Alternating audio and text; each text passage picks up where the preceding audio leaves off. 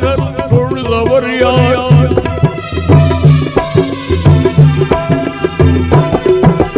இறைவனை என்றும் மறந்து விடாமல் இரவும் பகலும் தொழுதவர் யார்? மறை குர்ஆனை மாண்பாய் ஓதி மகிழ்வாய் அதன் வழி நடந்தவர் யார்?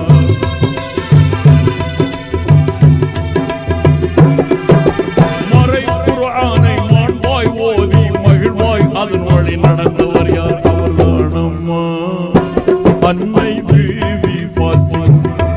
அவர்தானம்மா அன்னை பீவி ஃபாத்திமா. உலகம் தோன்றிட